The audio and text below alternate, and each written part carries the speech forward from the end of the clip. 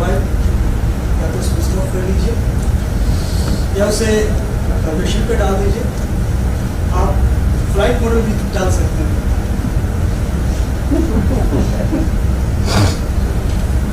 बहुत बहुत शुक्रिया आप सभी लोगों का। तो आइए जोरदार तालियों से नाटक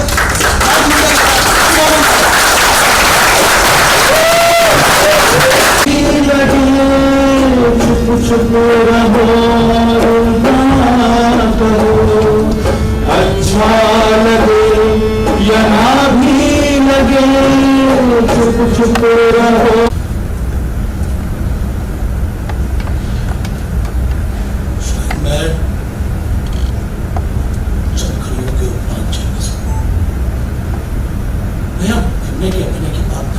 सच में मर जाऊंगा। मेरी आपकी आंखों के सामने मेरा अंत हो जाएगा। किसी ने मुझे बताया था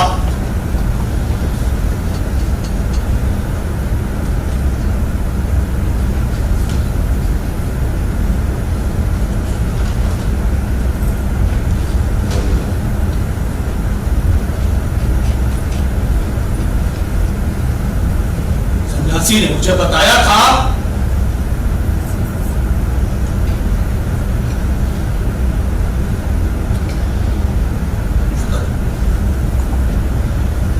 एक महीने की हर एक रात तुम्हें आप भूलकर गुजारनी होगी। यदि तुम ऐसा कर सके तो जिंदा रह सकोगे, वरना इस महीने की आखिरी रात तुम्हारे जीवन की आखिरी रात होगी।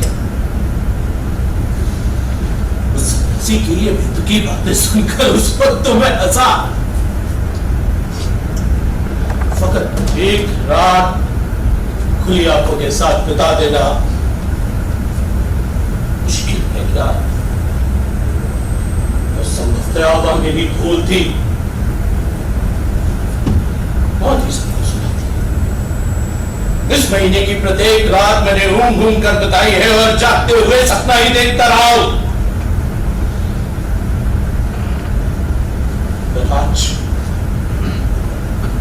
आज मुझे मेरी भूल का एहसास हो गया कि मैं कल का सवेरा नहीं देख सकता।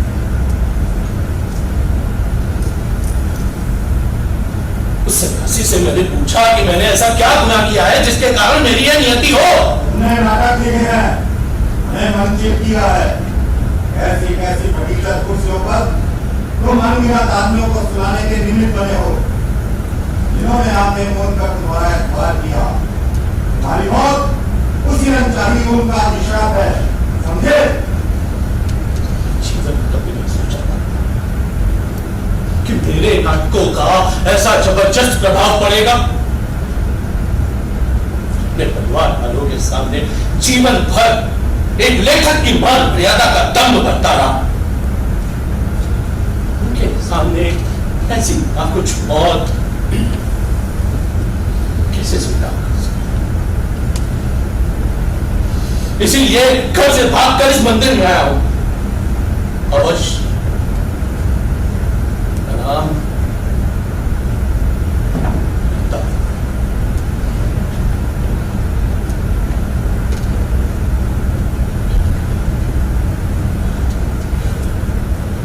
कसम है मुझे इस हाजिर देवता की, यदि आज रात का बच गया तो मेरा कथ्य कथा और कथानकों से कोई तौबा, 100 बार तौबा। लेखन से, अभिनय से, मंचन से।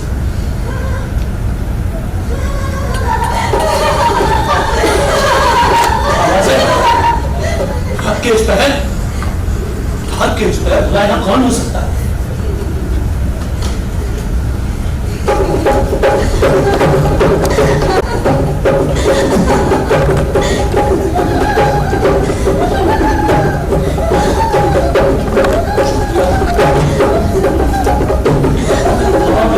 खालिश चूतिया न किया न बाती न कोई आघात।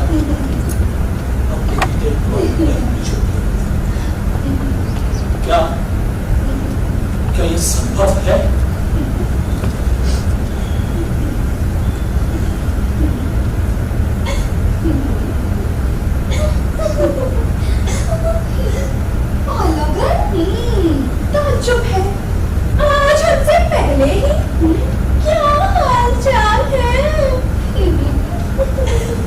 घर का मालिक, जानते हो ना कैसा मक्खी चूस है।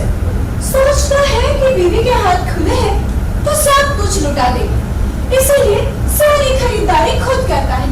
आज ही की बात देख लो, घड़ी भर की रात बीती कि कुसबी का तेल खत्म, मूंगफली का तेल तो देर रात न टिका, हर तीसरे के तेल का डिब्बा तो ठन ठन गोपाल। इसलिए वो समय से पहले बिस्तर में खस गए और मेरी हो गई छुट्टी। कुसबी का तेल, मूंगफली का तेल, छी छी छी छी, नाम सुनने में शर्म आ जाता है। मेरा घर परिवार तो समुद्र तट का है ना, हम नारियल के तेल के अलावा किसी दूसरे तेल को छूते तक नहीं है, जी निकलाता है। अच्छा खैर जो भी हो, मैं नियमित रूप से यहाँ आती हूँ, ये क्या काम है? वैसे तुम्हारी सहेली नजर नहीं आ रही। अरे वही हीरा सल्लो पतली सी छरहरी, उसने तो सबसे पहले यहाँ आने का रॉक मारा था।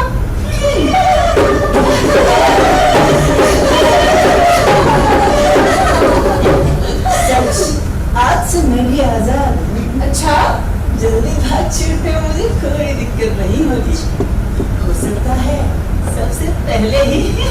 अच्छा भला ऐसा क्यों? बता दे इसे। मेरे मालिक की एक बीमार बुढ़िया माँ थी। फूला हुआ पेट था उसका और पीठ पर स्थायी फोड़े थे।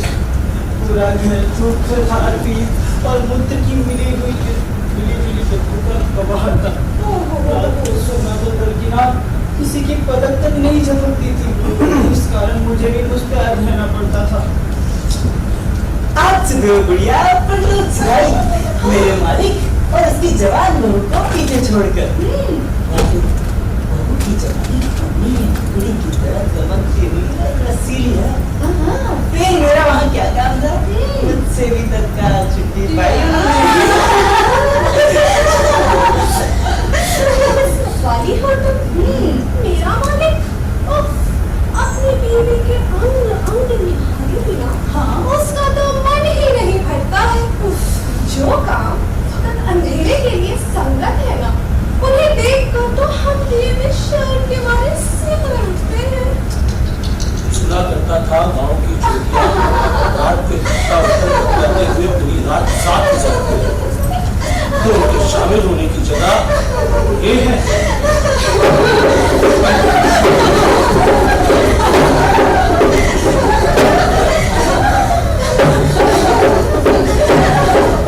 बड़ी देर कर दी तुमने, आधी से ज्यादा रात तो ढल चुकी। क्या बताऊं, आज तो हमारे घर में बड़ी हलचल रही। अच्छा मना क्यों?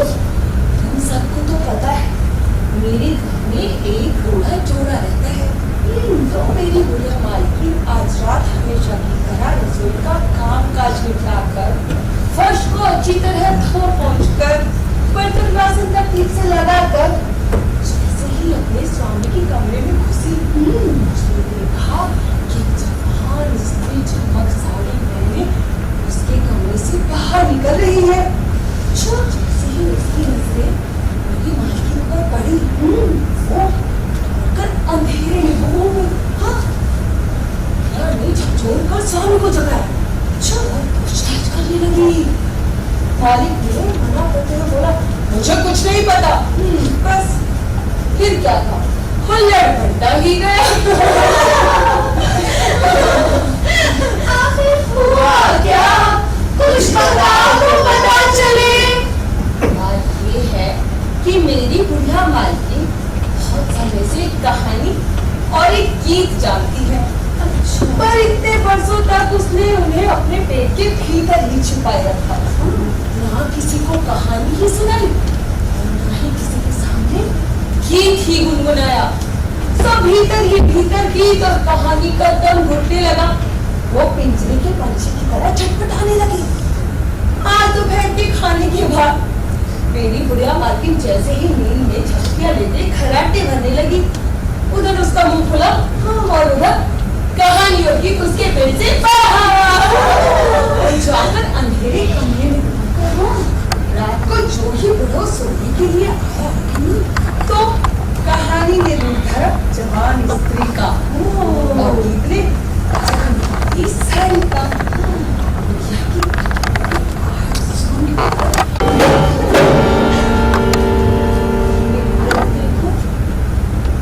तुम इतनी उदास क्यों हो? यहाँ है ना हम सारी रात मुक्त और स्वच्छंद। हम सुनेंगे तुम्हारी आप बीती। धन्यवाद प्यारी सहेलियों, धन्यवाद। पर तुम कहानी सुनने के लिए इतनी उत्सुक क्यों हो? क्या दुख है इसमें? तुम इसका आगे प्रसार तो नहीं कर सकती? हाँ, बात तो सही है, पर हम कर ही क्या सकती है? काश हम तुम्हारी कोई मदद कर सकती। मैं सुनूंगा तुम्हें। से तुम्हारा क्या वास्ता? मैं सुनूंगा तुम्हें, ये काफी नहीं है। तुम सुनोगे? हाँ हाँ मैं सुनूंगा, सच सारी बात करूंगा। बहुत अच्छा, तो फिर छोड़ो मेरा हाथ। हाव भाव का अभिनय करने के लिए मुझे मेरे हाथ खुले चाहिए।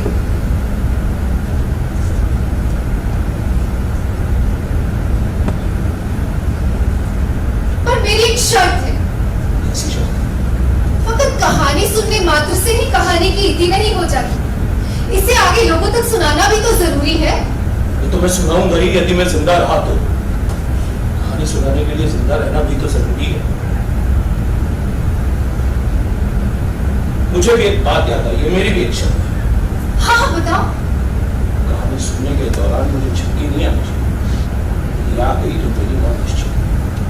तुम्हारा कहना मेरा सुनना सब व्यर्थ हो जाएगा। कहानी की मान मर्यादा के अनुरूप अब ये वादा तो मैं कर ही सकती हूँ। तो मैं शुरू करते हैं। हाँ शुरू रुकिए। करिए। मैं आपकी कहानी नहीं रोकने सकता। पर क्यों?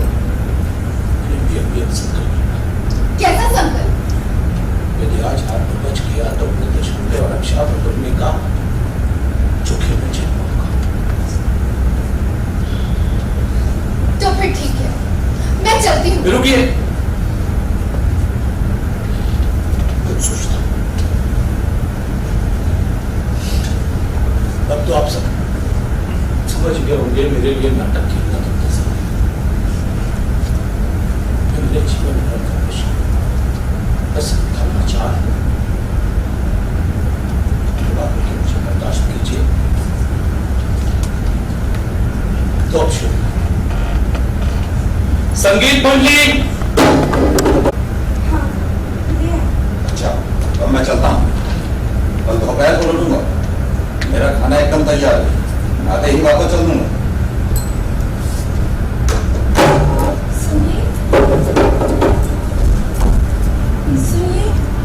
बाबुल तेरा आगना आंगने में था झूला। बाबुल तेरा आगना आंगने में था झूला। गुट्टे गुड़िया साथ सहेली अब पलटना नहीं भूला। अब पलटना नहीं भूला। अब पलटना नहीं भूला। अब पलटना तब राजकुमारी उससे पूछती है, तुम मुझे कहाँ ले जा रहे हो?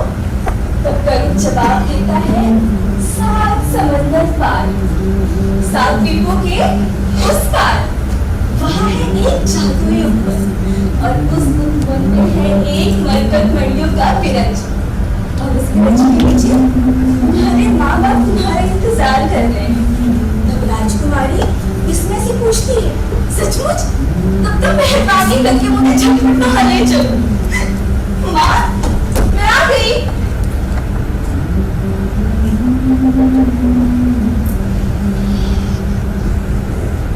हाँ, गरुड़ उसे उड़ा ले जाता है 7 समंदर पार।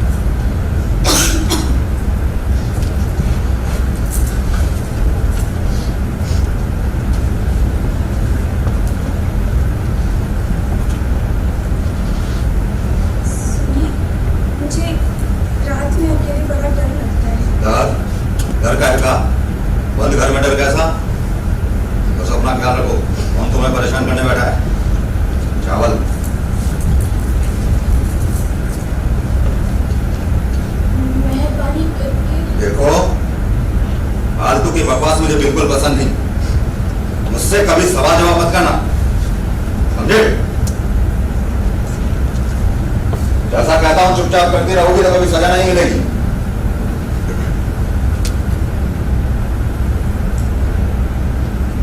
कल इस वक्त आऊंगा खाने के लिए, एक पल की भी देर ना हो।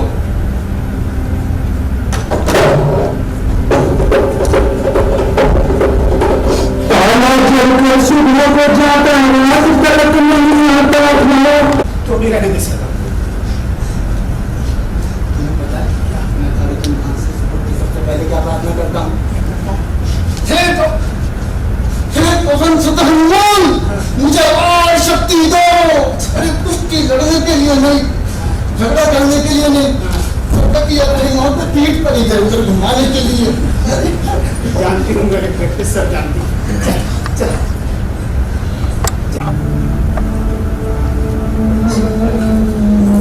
ये क्या?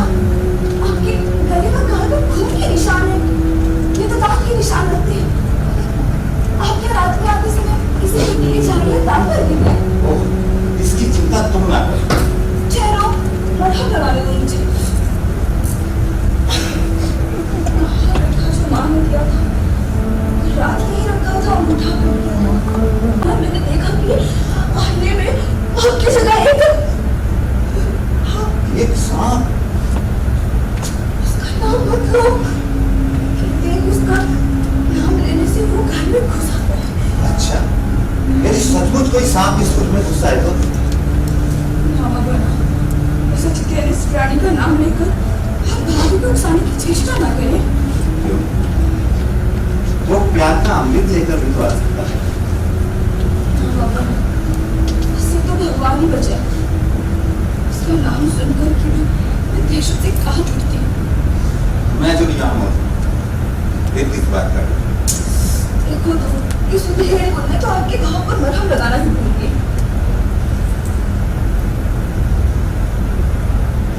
आपका खून इतना ठंडा है। रात दिन अपने शरीर का जतन किए बगैर ऐसे मारे मारे फिरते हैं, तभी तो क्या हुआ? मैंने जब से आईने में उस प्रतिबिंब को देखा, मेरे दिमाग में तो दूसरी बात ही नहीं बचती। बाबा कहते हैं कि यदि सांप चिड़िया की आंखों को ये देख, लो, तुमने फिर पहले नाक करना, अब तो वो आकर ही रहे। आने दो। आप मेरे पास है तो फिर किसका डर? बाबा कहते हैं कि सांप चिड़िया की आंखों को अपनी नजरों से बांध देता है और चिड़िया आंखें बाहर टुकड़े टुकड़े देखती है, जहाँ की बात सुन हो जाती है। उस अवस्था में उन नन्ही आंखों में बहना की कोई चीज नहीं है, बस मन जो मुझ से देखती रहती है सांप की आंखों के बदलते हुए। और उछल भाग सा, मानो किसी ने सूरज की किरणों के नीचे अपने पंखों वाली जगह की मूर्त बनाई। अब सांप पर मारकर उस मूर्त को निकल जाए।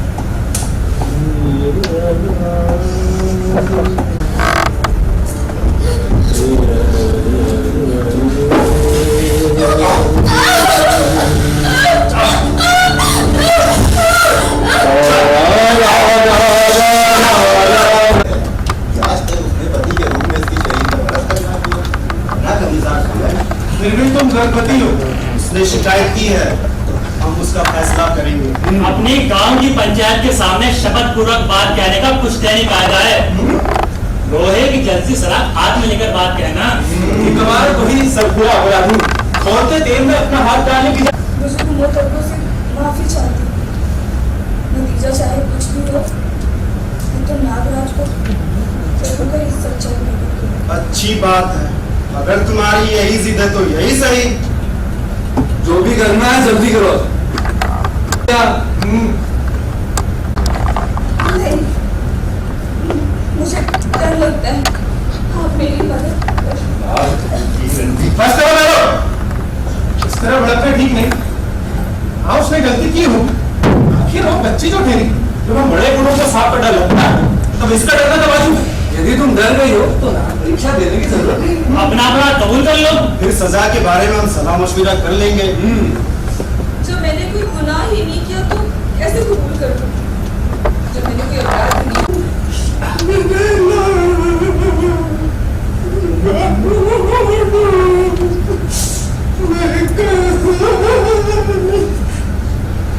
आधी रात की बात वो हड़बड़ा कर उठा तो मैं बिस्तर पर नहीं था। एकदम स्थिर खड़ा, एकदम लकड़ी की ठूंठ की मारी। लेकिन मुझे लगा कोई मेरे घर में घुसा, कोई तीसरा व्यक्ति था, कोई तीसरा व्यक्ति मेरी आंखें तो मैं उसे पहचान नहीं लेती, मैं उसे देख नहीं लेती कि वो कौन थी।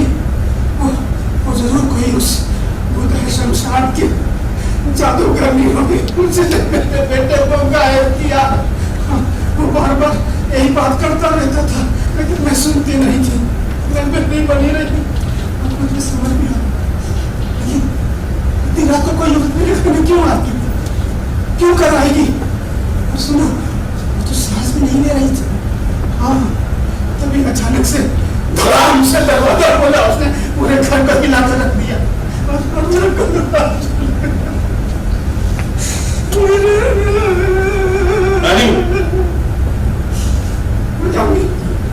मैं जाऊंगी उसे ढूंढूंगी।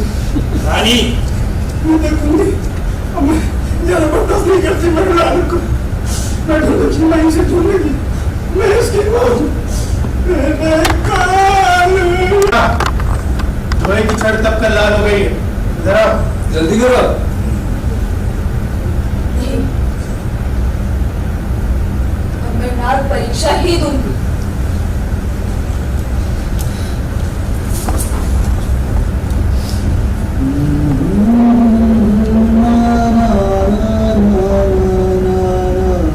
मैं जब से इस गांव में आई मैंने केवल धोखा ही बरस किया। धोखा? सुनो, अपने मुंह से कबूल कर रही है दो। कौन है वे दो? मेरा पति और ये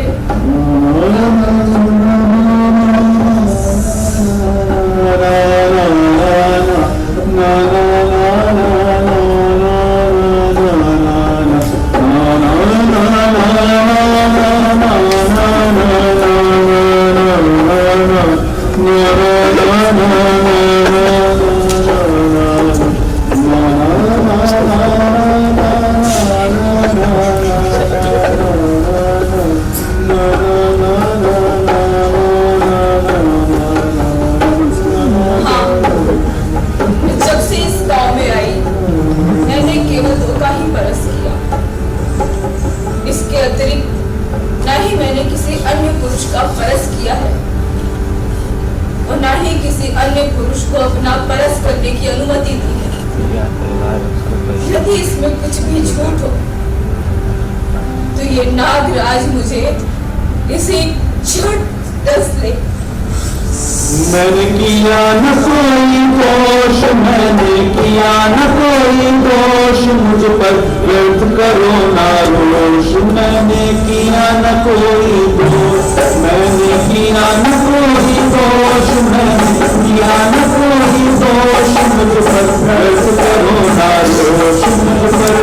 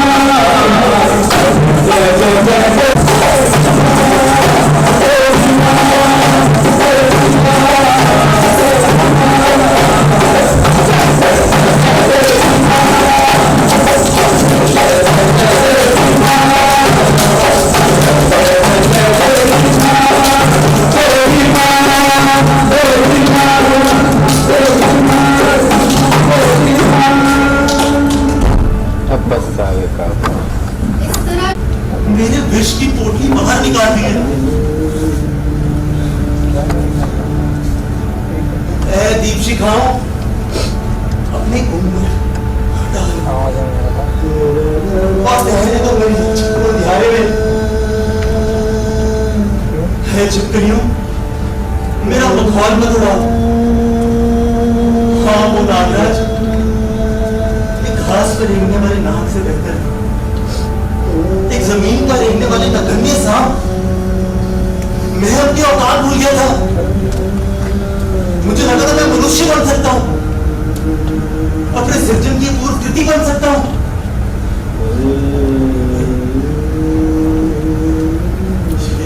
चंगाई, ये नवनीत पयोधर, ये रेशमी अदर, वक्त उसी के लिए जिसने मनुष्य योनि में जन्म लिया।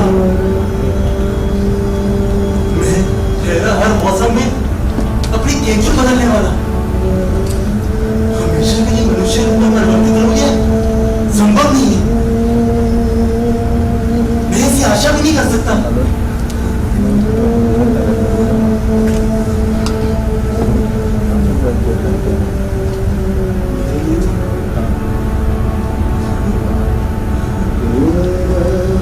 काले श्याम नाग कन्या समानी कजरारे केश ही काफी है। हाँ, ये मेरे जैसी तो है, सांवले, सुकोमल, शीतल। क्यों ना मैं इन्हीं की तरह भारी और सूक्ष्म होकर इन्हीं में समा जाऊं। मैं अपनी अलौकिक मंत्र शक्ति का उपयोग आखिरी बार करूंगा।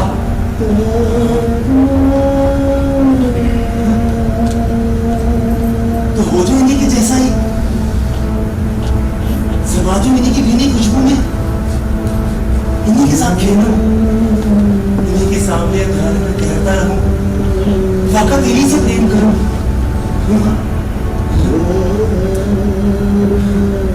ये तो उसके सपनों में भी बाधक नहीं होगी, इनकी खुद की कुछ संवेदना नहीं होती।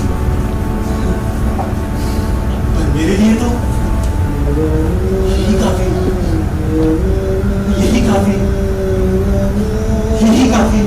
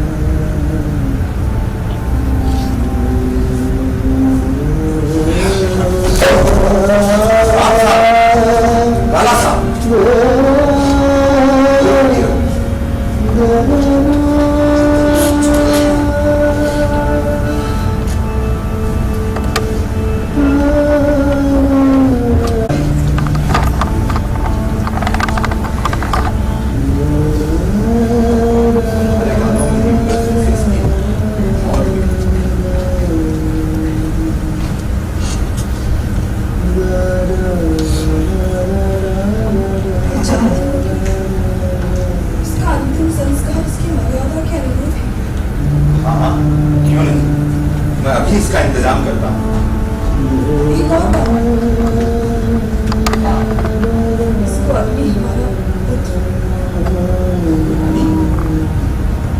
ये अधिकार के पिता का हो, मैं तो नहीं सुनता।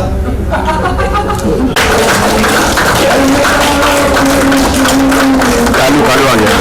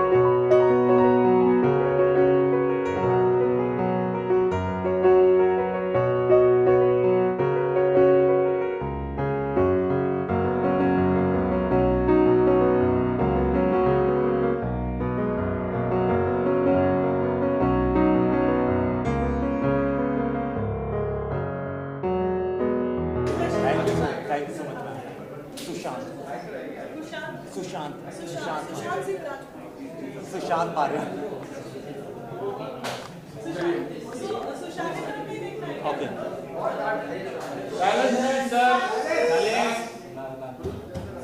सुशांत जी, आपने इतने मतलब लेजेंडरी प्ले में आपने नागराज का रोल किया, जो one of the main characters है, इन्हीं के ऊपर पूरा प्ले चलता है, इन्हीं की कहानी, रानी की कहानी और फिर भैरव की कहानी।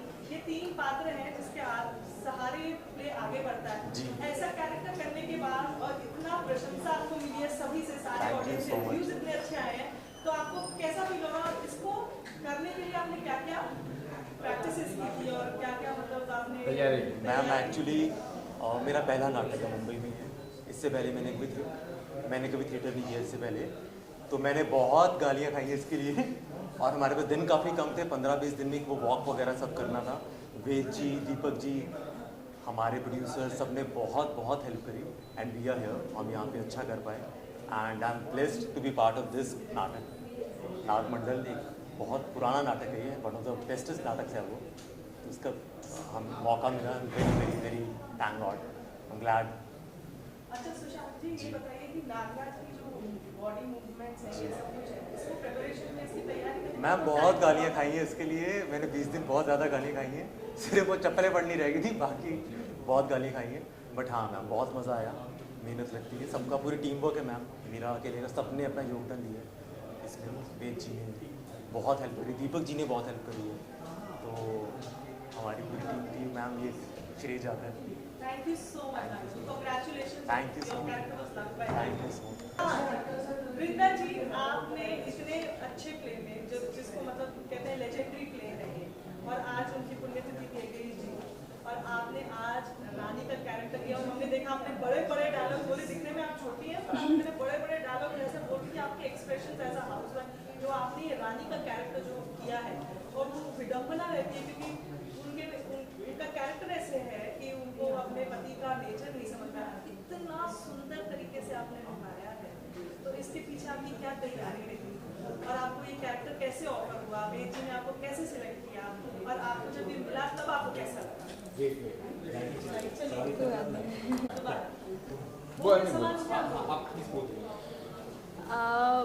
जैसा कि सर ने बोला कि ये महादेव का प्ले था, तो बस होना था तो हो गया।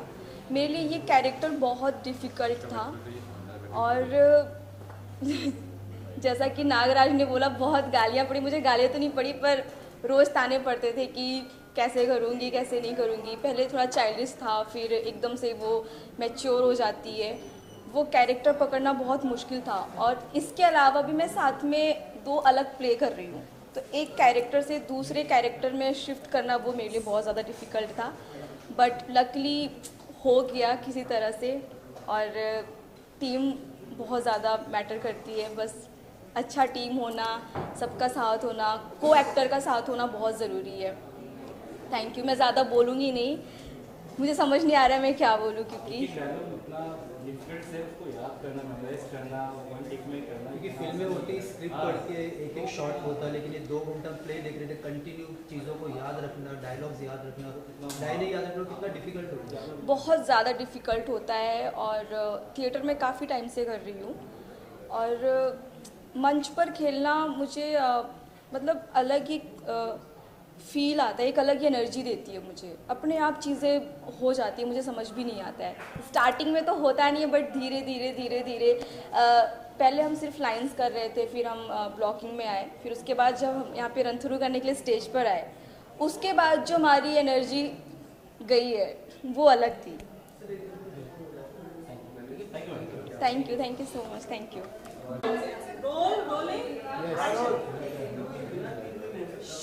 पूछिए एक्शन। आप लोगों ने इतने अच्छे एक्टर किए, आप लोगों ने ज्योति का रोल किया है, आपने सरपंच का किया, आप तो इस नाटक में बहुत ही महत्वपूर्ण आपने एक बहुत ही अच्छा एक कैरेक्टर किया, जो एक डॉग का कैरेक्टर। बाद में आप पंच में भी हैं, सरपंच में भी, आप पंचायत में भी दिखते हैं, तो आप सभी किरदारों में इतना अच्छा काम किया है। ये बताइए कि आप खुद परफॉर्म करते हुए कैसा लगा? आपसे शुरुआत करना।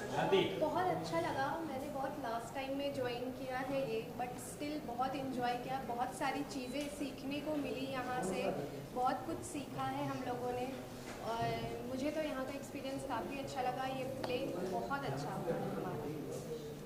आपका एक्सपीरियंस? मुझे भी बहुत अच्छा लगा, बहुत अच्छी टीम मिली मुझे यहाँ से, वेद सर के अंडर मुझे काम करने मिला, और वो भी इतने बड़े राइटर गिरीश कर्नाड जी का प्ले, और उसमें एक इतना इम्पोर्टेंट कैरेक्टर करने के लिए मिला, तो मैं तो अपने आप को लकी समझती हूँ। और बस आगे भी इसी तरह हम अच्छे अच्छे प्लेस आपके लिए लेकर आते रहे। Thank you so much. Hello, मेरे को ये नाटक करते हुए आज बहुत अच्छा फील हुआ, क्योंकि मैंने जब 2021 में शुरुआत की थी तो सबसे पहले मैंने यही नाटक किया था, और आज फिर मुझे मुंबई में पहली बार मौका मिला है, क्योंकि मैंने जयपुर से शुरुआत की थी, तो मैं शायद लकी हूँ कि मुझे फिर से मौका मिला ये नाटक दोबारा करने का। Thank you so much. भाई आप? जी, मेरा नाम दीपांशु सैनी है, और मुझे भी ये नाटक करके लाइक एक बहुत यूनिक चीज़ मिली, क्योंकि आज तक मैंने जो दोनों कैरेक्टर किए, ज्योति का एंड डॉग का, या आज से पहले मैंने कभी नहीं किया, और मेरे लिए बहुत बड़ा बहुत बड़ा एक्सपीरियंस रहा कि मैं एक जो चीज़ मैं नहीं हूँ उस चीज़ का मैं कैरेक्टर कर रहा हूँ, like an animal, like an girl. So ये एक्सपीरियंस मेरे लिए बहुत अच्छा रहा, इससे मैं मैंने काफ़ी कुछ सीखा है, और आप सभी के प्यार से सब कुछ संभव हो पाया। धन्यवाद। एक सही क्वेश्चन, एक्टिंग करने के लिए जब एक जानवर का रोल करना पड़ता तो बारीक बारीक चीज़ों का ध्यान देना पड़ता था, ऑडियंस उससे कनेक्ट हो, तो आपके लिए कितना ईजी है, कितना डिफिकल्ट था एक श्वान का रोल करना? ये मेरे लिए बहुत डिफ़िकल्ट रहा, क्योंकि लाइक एक लड़की जब अपने फ्रेंड्स के साथ रहती है तो किस तरह से अदाएँ मारकर बात करती है, या फिर उनके बीच में जो कंट्रोवर्सी रहती है किस टाइप से चलती है, वो काफ़ी डिफ़िकल्ट रहा। एंड ज्योति लहराती रहती है, तो एक लड़के के लिए लहराते रहना, कमर हिलाना, डांस करना, देन स्टंट भी किए मैंने, तो उस घाघरे के साथ में स्टंट करना बहुत मेरे लिए डिफ़िकल्ट था, क्योंकि घाघरा फंस जाता है उसके अंदर बार बार में, तो ऐसे। और डॉग स्मेल कैसे करता है, वो चलता कैसे, वो भौंकता कैसे, मालिक के साथ में कैसे व्यवहार करता है, एंड कोई अननोन पर्सन आ जाए तो उसके साथ कैसे व्यवहार करता है, काफ़ी सारी बारीकियाँ, लाइक बैठता कैसे, उठता कैसे, बहुत कुछ मैंने स्टडी की, दैन मैंने कैरेक्टर प्ले किया। So it was my like. आपके कैरेक्टर के लिए ऑडियंस में तालियां भी बजी थी बहुत। Thank you so much.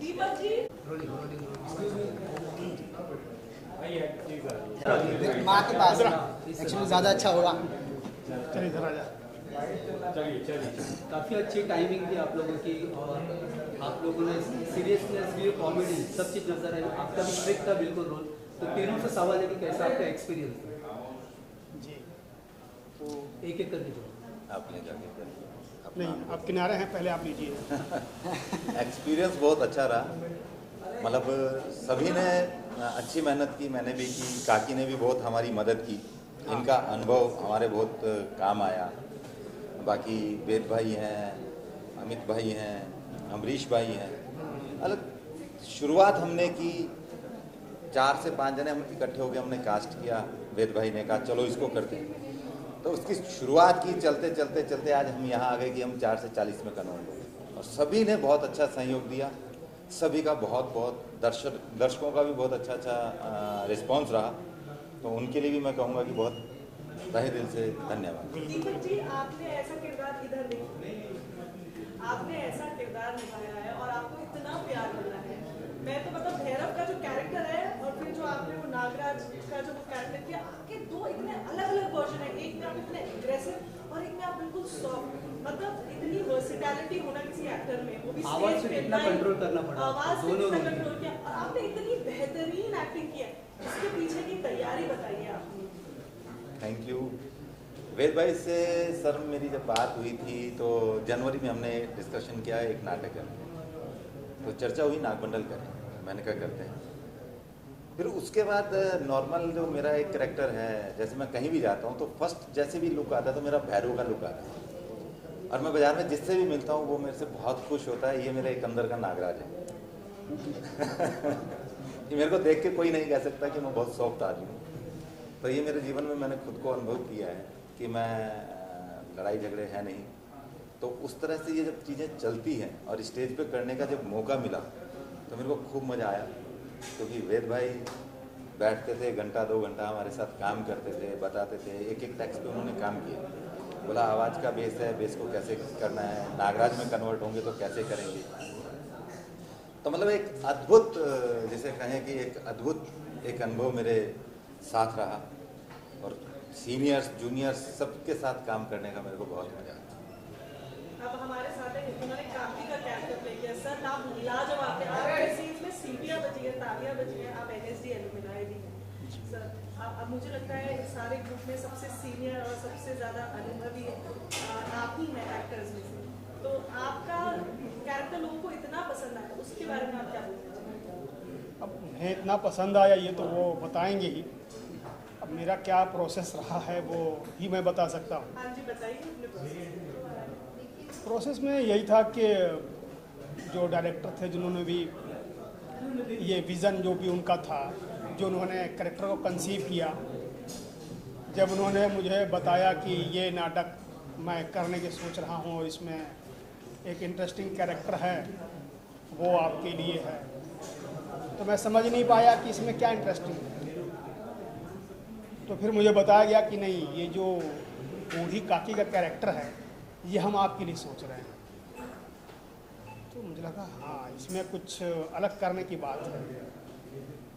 तो जैसा उन्होंने सोचा, जैसा उन्होंने विज़न बनाया, जैसा वो चाह रहे थे, बहुत हद तक कुछ बहुत मिसिंग रहा जैसा वो सोच रहे थे।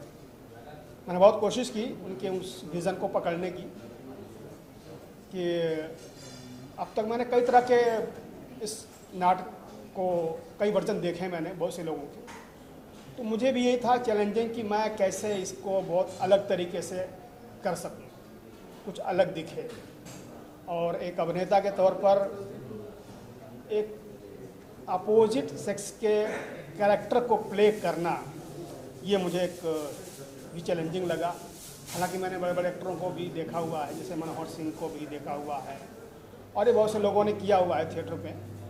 तो मैंने उस तरह से उस दौरे को याद करके और मैं जैसा डायरेक्टर महोदय वेद जी कहते गए मैं सुनता गया, उसको मैं रिसीव करता गया, कंसीव करता गया और इस तरह से करते करते, हालांकि 1 महीने का समय बहुत कम था, ऐसा उन्हें भी लगा और मुझे भी लगा कि भाई 1 महीने में कैसे हो पाएगा। बट उनकी ये ज़िद थी और उनका ये पूरा इरादा था पक्का कि नहीं, हमें ज़्यादा समय नहीं लेना है, हमें बस कर देना है। तो इसमें आपकी पूरी मेहनत चाहिए, पूरा समय चाहिए, पूरा कमिटमेंट चाहिए, हर तरह का कमिटमेंट हमसे लिया और कहा। तो हमने कहा भाई ठीक है, अगर डायरेक्टर का इतना शिद्दत है, कमिटमेंट है, तो हमें भी उस हिसाब से लगना पड़ेगा। और जो डायरेक्टर सोचता है, जो विज़न होता है, उसके अकॉर्डिंग हमें अपने आप को ढाल के और उस परफॉर्मेंस को, उस प्रेजेंटेशन को दर्शकों के सामने लाना पड़ता है। तो बस यही हमारा प्रोसेस रहा। और जो आज प्रस्तुति आप लोगों ने देखी, जो सराहा, जो आपको पसंद आया, जो आपको अच्छा लगा, ये हमारी उपलब्धि है, यही कहेंगे। और आगे भी आप लोग ऐसे ही आते रहें, देखते रहें, हमारी समीक्षाएं करते रहें, हमारी कमियों को भी उजागर करते रहें, ताकि हम उन पर सुधार करके उन्हें और बेहतर करने का प्रयास कर सकें। आप क्या कहना चाहोगे? आप इतने गौरव, लेकिन प्ले में आपका नाम कालू रख दिया है इन लोगों ने, क्या आपका कोई कहा? आँखों की पुतली बना वो तो हाँ कालू, आपका जो कैरेक्टर था कालू का, इतना बढ़िया कैरेक्टर था जो आपने निभाया है। इतनी छोटी सी उम्र में आप मुझे बहुत ही नाइव, बहुत ही इनोसेंट लगता है, आपके चेहरे से आपकी उम्र पता चल रही है। और आपने बूढ़ी काकी को अपने कंधों पे उठा के उनको 10 बार जो गिराया और वापस लिया है और अपने डायलॉग्स बोले बिना हाफे, बिना कुछ किए। आपकी प्रिपरेशन जानना चाहती हूँ बेटा मैं, आपने कैसे प्रोसेस किया ये सब कुछ और ये किरदार आपको मिला कैसे? बूढ़ी काकी को कंधों पे उठाना, और आपकी सेहत को देख के तो लगता है आप मतलब जिम में तो आप जाते नहीं हैं, तो मतलब इतने पतले दुबले होकर आपने ऐसा कैरेक्टर निभाया है, तो इसकी प्रिपरेशन के बारे में बताइए। एक्चुअली स्टार्टिंग से मैं वैद सर से मिला एंड दीपक सर के साथ ही रहता हूँ मैं भी। तो लाइक इन्होंने कहा कि नागमंडल कर रहे हैं, तो उसके अंदर जो कैरेक्टर था कालू, स्क्रिप्ट मैंने भी देखी, देखते ही मुझे बहुत पसंद आया वो। लेकिन माइंड में एक क्वेश्चन था मेरे, मैंने सोचा कि यार कालू नाम है शायद मेरे लायक नहीं होगा एक्चुअली तो धीरे धीरे फिर बाद में सर ने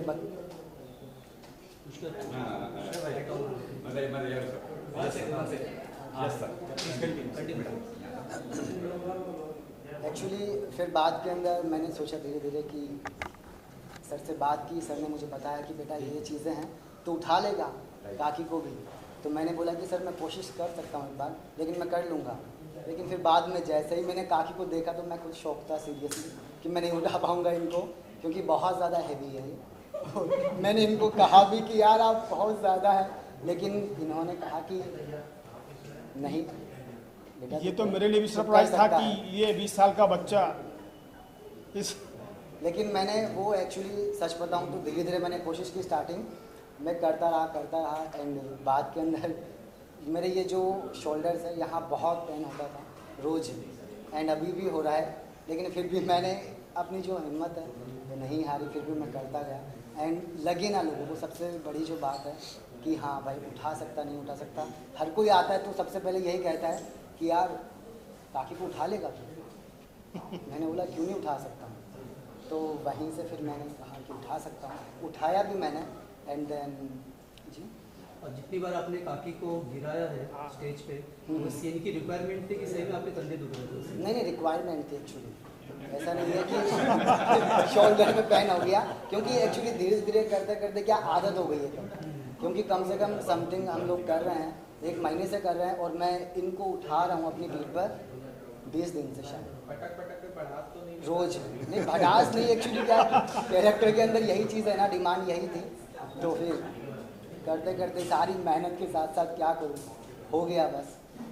बहुत मेहनती बच्चा है मेरा, बहुत बढ़िया। उसने जितनी मेहनत की। सर आपके राइट में आ जाइए। Roll rolling, please silence, please silence. Roll rolling, action. Sir नमस्ते, आपने इतने बड़े बड़े serials as a creative head lead किया है, और अब आप इस प्ले में एज अ एसोसिएट प्रोड्यूसर जुड़े हैं। तो अपनी जर्नी के बारे में बताइए, क्योंकि प्ले तो सबको बहुत पसंद आया, रिव्यू बहुत अच्छे, सुपर हिट प्ले हुआ है। आपके सारे सीरियल सुपर हिट, आपका प्ले भी सुपर हिट है, तो अपनी जर्नी के बारे में बताइए। बहुत बहुत धन्यवाद आपका। टीवी सीरियल्स तो बहुत किए हैं, लेकिन थिएटर से भी मैं जुड़ा रहा हूँ। हमारी एक संस्था है अभिनय तालमाला, उसके माध्यम से हमारा प्रयास यही रहता है कि भारतीय साहित्य और भारतीय साहित्यकारों की ऐसी कृतियाँ जो कि यादगार हैं, उन्हें हम बार बार ऑडियंस के सामने लेके आएँ, उनका परिचय और बार बार परिचय ऑडियंस से करवाते रहें। और आज ये संयोगी है कि इस नाटक के नागमंडल के जो मौलिक लेखक हैं गिरीश कर्नाड जी, आज उनकी पुण्यतिथि भी है। तो आज का प्ले एक तरह से अभिनय तालमाला की तरफ से उनके नमन का एक प्रयास मात्र है। मेरी वाइफ सिल्की जैन भार्गव, जो कि इस प्ले में कोरियोग्राफर के तौर से भी जुड़ी हुई है। तो हम लोगों का प्रयास यही रहता है कि ऐसी कृतियाँ हम ऑडियंस के सामने बार बार लेके आते हैं। एक्चुअली मैंने नवंबर में एक प्ले किया था 1.5 इंच ऊपर, जो निर्मल वर्मा जी का सोलो प्ले है। उसमें मैंने कुछ प्रयोग किए थे 2 कैरेक्टर्स को डाल करके। तो दीपक भाई जो हमारा जो मेन किरदार कर रहे थे भैरव का, वो अक्सर करके मेरे दोनों प्ले में उन्होंने ही लाइट किए। तो एक्चुअली मैं थोड़ा हारमोनियम वगैरह बजाता हूँ, तो उन्होंने बोला कि वेद भाई नागमंडल क्यों नहीं करते। नागमंडल जैसा प्ले, एक तो बड़ा प्ले, और मुंबई जैसे शहर में जो आर्टिस्ट हैं रोज़मर्रा की ज़िंदगी के लिए इतनी कश्मकश में जीते हैं, तो थिएटर करना मतलब यह है कि घर फूक तमाशा देखना जैसा होता है। सवाल ये था कि एक तो इतनी बड़ी कृति, कालजयी कृति, और थिएटर के जो वरिष्ठ जिन्होंने इसको मंचित किया है उसको लेके आना। दूसरा ये भी था कि इस तरह के शोज जो है ज़्यादा हो नहीं रहे, इस तरह के प्लेस जो है तो करते हैं। मैंने बोला कि भाई प्ले तो बहुत सुंदर, मुझे बहुत पसंद है, और भी ऐसी कुछ हैं प्ले जो मैं पर्सनली करना चाहता हूँ। तो बोले भाई मैं आपके साथ हूँ। मैंने कहा साथ हो तो सोचते इस पे। तो फाइनली डिसीजन हुआ कि हम नागमंडल करेंगे। अच्छा, कुछ सर्कमस्टेंस ऐसे हो रहे थे कि मेरी हैबिट है कि वन टाइम वन थिंग्स। अब जो कमिटमेंट हो गया कि अब करेंगे तो करेंगे। किसी कारणवश हम एक प्रोजेक्ट में लगे हुए थे, वो 15 डेज करके हम लोग दिसंबर से और मार्च अप्रैल तक पहुंच गए। मुझे घर की शिफ्टिंग भी करनी थी और इधर ये था कि प्ले करना है।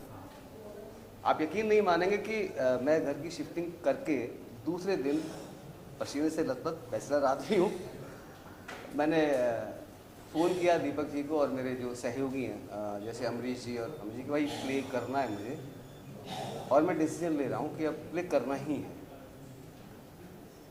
यकीन नहीं माना कि मैंने कॉल किया कि कल से, जैसे कि आशु जो उसमें लेखक कर रहे थे, उन्होंने बहुत पहले कहते वेद भाई आपके साथ प्ले करना है। 1.5 इंच के बाद मुझे बहुत सारे लोगों ने अप्रोच किया, मेरे कई कास्टिंग डायरेक्टर फ्रेंड्स थे, उन्होंने बोला कि आपके साथ एक्टिंग करनी है।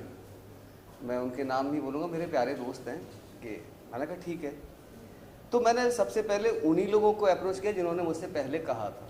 आप बिलीव नहीं करेंगे कि जिस दिन मैंने प्ले की नींव रखी, मतलब अपने दोस्तों के साथ, दीपक जी और अमरीश जी के साथ, अमरीश जी को और उनको बाद में पता नहीं था किसने कॉल कर दिया, ना अमित भाई को पता था, सिर्फ मुझे और दीपक जी को पता था। कॉल किया तो जिन लोगों ने मुझे बोला था मैंने उनको बुला लिया। और मेरे एक मित्र हैं जो अभी उद्घोषक का जो कर रहे थे, Jitu, is my like a younger brother. Jitu यार, मुझे ना कोई कमिटेड लड़की चाहिए जो, क्योंकि प्ले में लड़की का बहुत अहम है और जो बहरो है, हालांकि सारे कैरेक्टर अपने आप में हैं, लेकिन इनका जो पार्ट है और जिस तरह की हिंदी है, जिस तरह की जो शब्दावली है, उसको बोलने के लिए, उस तरह के जो संवाद हैं, उनके लिए कमिटेड बंदा ही चाहिए। क्योंकि किसी की भी राइटर की लेखनी में कुछ आगे पीछे करना मतलब उसकी आत्मा के साथ छेड़छाड़ है। तो ये मेरी कोशिश रही थी दीपक जी के साथ मिलकर कि यार कोई लाइन ना कटे, इतनी खूबसूरत लाइन लिखी। और जिन्होंने इसका हिंदी अनुवाद किया है, क्या कहते हैं, अनामिका जी ने, और भी अनुवाद हुए, वो हमें ज़्यादा पसंद आया। ऐसे करके चीज़ें शुरू हुई। शुरू हम 3-4 लोग मिले, एक ही शब्द निकला जिस दिन हम लोग थे कि अब चले हैं तो कारवां तो बनेगा ही। और आप यकीन नहीं मानेंगे, धीरे धीरे करके हमारी कहानी अचानक, हम लोग पहले टकरा चुके थे, तो बोले ये जी क्या करूँ, मैंने कहा ऐसे ऐसे हम लोग प्ले कर रहे हैं, बोले कि मुझे करना है। तो मैंने बोला ठीक है मैं बताता हूँ। नेक्स्ट डे फिर मैंने उनको भी फ़ोन किया कि आप करेंगी, लेकिन आप उस कमिटमेंट के साथ करेंगी। उन्होंने बोला कि हाँ मैं करूँगी। वो भी आई, आशुतोष आ गए, कालू हमारा जो बच्चा है मयंक, और ये अपना जो डॉगी कर रहा था, ये ऑलरेडी थे, दीपक सर थे ही। तो ऐसे करके कारवां बनता चला गया। और जो हमने ग्रुप क्रिएट किया, जो निकला भी, वैसे कोई निकला नहीं हमारे ग्रुप से, 1-2 दिन आकर के हमने किसी को नहीं देखा, क्योंकि वो घर के जैसे कभी भी आए उनका स्वागत है, उनकी अपनी स्थितियाँ नहीं होंगी। और इस तरह के प्ले के लिए कम से कम 2 महीने की रिहर्सल की ज़रूरत होती है। मैं बड़ी ईमानदारी के साथ ये बात कहना चाहूँगा कि नागमंडल जैसा प्ले 1 महीने के अंदर तैयार करना बड़ा मुश्किल है। अब ऐसी कारवां बनते बनते तपन भट्ट, जो कि जयपुर तमाशा शैली घराने के, मतलब उनका देश विदेश में बहुत नाम है, तो वो म्यूजिक की बात हुई, दीपक जी बोले, मैंने कहा सब तो मज़ा आ जाएगा, वो आ जाएंगे। तो आपकी सराउंडिंग क्रिएटिविटी बहुत अच्छी बनती चली जा रही है, तो आपकी हिम्मत बढ़ती चली जा रही है कि इधर ये हो गए, इधर ये हो गए। आप यकीन मानेंगे उनके गाने लिखे उन्होंने, इतने सुंदर गाने लिखे, और कुछ दिन बाद उनकी तबीयत खराब हो गई। हम 10वें-12वें दिन पे खड़े थे। अब इधर उधर, क्योंकि आपको म्यूजिशियन भी चाहिए, बहुत सारी चीज़ें हैं, क्या करें। जो कुछ लोग थे, जो मैं माफ़ी चाहूँगा कि जिनको काम नहीं करना है, इधर उधर टहलना है, अच्छे लोग हैं, बट उनको क्रिएटिविटी से कोई मतलब नहीं है। उनको भी अप्रोच किया कि भाई कर लो, नहीं, वो मैं देख रहा हूँ उनको कि मैं वर्षों से काम कर रहा हूँ यहाँ पे इंडस्ट्री में, बतौर कास्टिंग डायरेक्टर, एग्जीक्यूटिव प्रोड्यूसर, बहुत सारे मेरा रहा है वर्क प्रोफाइल। वो बोलना ठीक नहीं, अपने मुँह से अच्छा नहीं लगता बोलना सारी चीज़ें, क्या बोलें। तो उनकी तबीयत ख़राब होती ही बहुत सारी चीज़ें जो हैं गड़बड़ा गई। फिर हमने मनोज जी को मथुरा से बुलाया कि भाई हमें कम से कम म्यूजिक का कुछ तो कुछ मिले। बात नहीं बनी कि तपन जी के गाने लिखे हो तो उनको वो चीज़ मीटर पे लेके आना। फिर सौरभ जी से बात हुई, सौरभ जी किसी बड़े किसी प्ले में कहीं बिजी थे, तो वो रात को, यानी कि आज जो शो है करीबन 2:30 बजे के आसपास वो उतरे फ्लाइट से। अब हाँ, अब 2:30 बजे वो फ्लाइट से उतरे हैं। अब ये था कि यार, क्योंकि ये हम संगीतमय नाटक है और उसमें गाने, तो संगीत उभर के आना चाहिए, और जो तपन जी ने जो शब्दावली लिखी है वो भी लोगों के सामने अच्छे से आनी चाहिए, दर्शकों के सामने। सुबह आकर के जब हम यहाँ पे आए थे, तो जैसा कि हमारे आर्टिस्ट करते हैं, 10 मिनट 15 मिनट लेट करते करते कई लोग हमारे आगे पीछे हुए। ठीक है, एक पार्ट है, वो कोई शिकायतें नहीं है, होता है, कहीं कोई ट्रैफिक में फंसा, बहुत सारी चीज़ें होती हैं।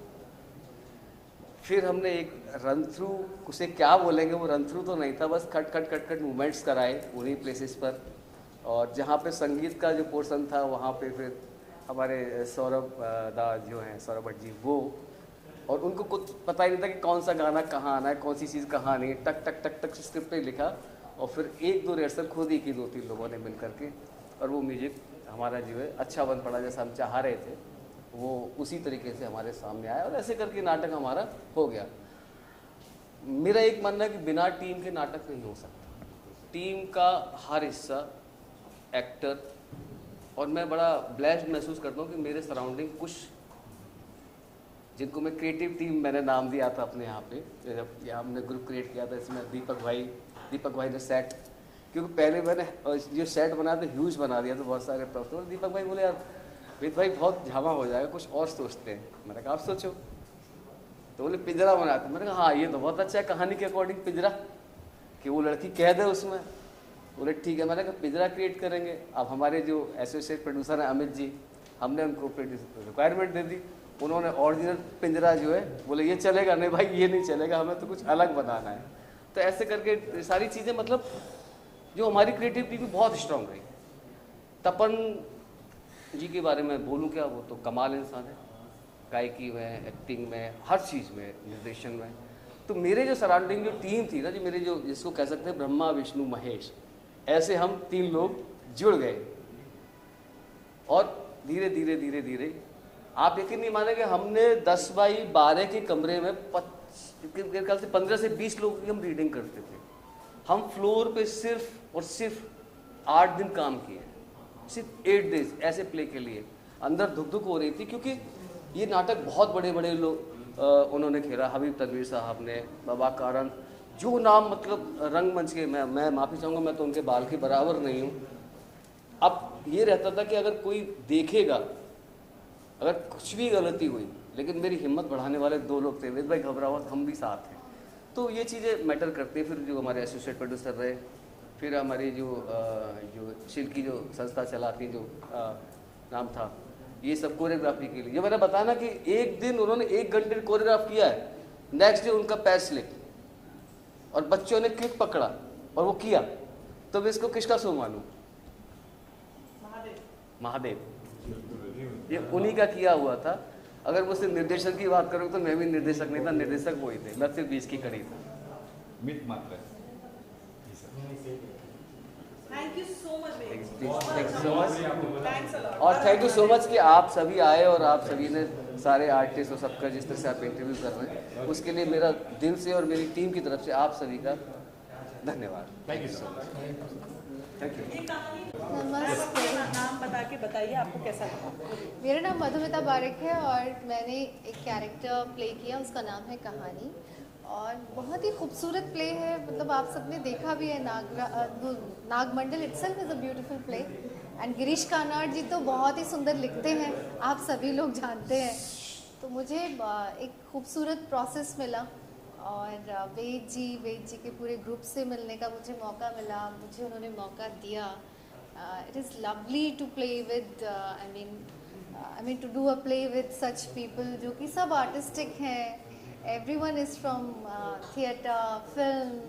तो हम लोगों को एक मज़ा भी आया, और हम हर रोज़ म्यूज़िक से थोड़ा एक्सपेरिमेंट कर रहे थे, इम्प्रोवाइज़ कर रहे थे, और डायलॉग्स पे भी बहुत सारा काम। Please ask if anybody wants to ask something.